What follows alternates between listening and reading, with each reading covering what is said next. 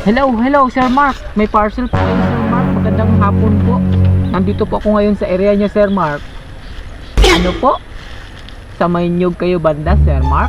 Saan po dito? Marami po kasing nyug dito Sir Mark eh. Oh, tingnan nyo naman pong paligid ko. Nandito na po ako sa address nyo Sir Mark. Oh, dito na po banda Sir Mark. Ha? Diretso lang po ako Sir Mark. Oh, sige po sir, diretso lang po ako. Bali ang parcel nyo sir ay 599 pesos lang po ito sir. Oh, sige sir, papunta na ako dyan sir sa area nyo sir.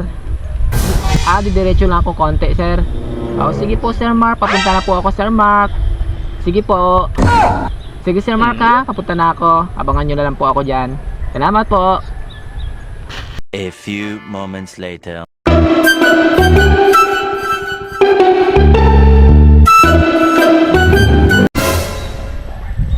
Saan na kayo yun siya? Sabi ni Sir Mark, nandito na siya. Kanina pa ako naghahintay dito sa area niya. Sabi niya, sa unahan lang siya konti. Tawagan ko nga ulit.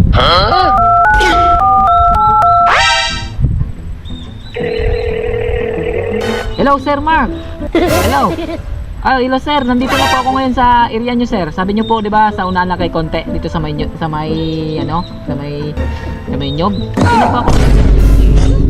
Ha? Di ka cancel niyo na lang sir. Bakit sir? Nagkamali kayo ng order. O sabi niyo sa unahan na kay konti. Tapos ngayon sabi niyo cancel. Dapat sinabi nyo kagad sir na ika-cancel nyo kagad sir. Sabi pa kayo sa unang konti, yung pala ika-cancel nyo lang din. Dapat hindi na kayo nagsabi sir na papuntahin nyo ako dito sir.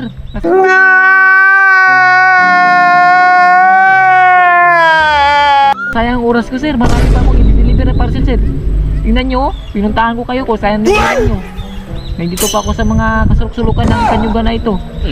Tapos sabihin nyo, cancel.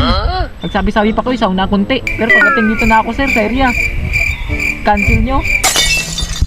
Ano? Nagkamali kayo ng order? Ay nako sir. Dapat sir, sa sunod sir, siguraduhin yung order nyo sir ha. Tingnan nyo sir, ang oras na ito sir. Naubos ang oras ko sa kat-deliver sa inyo sir. Tapos pagdating dito sa area nyo, cancel lang din. Ay. Sige sir, wala tayong magagawa dahil cancel talagang gusto nyo. Kasunod sir ha, huwag nyo na pong ulitin to. Cancel. Sige po. Ay nako sir Mark, bakit mo kinancel ang parcel mo? Naubos ang oras ko sa'yo. Marami pa akong i-deliver na parcel.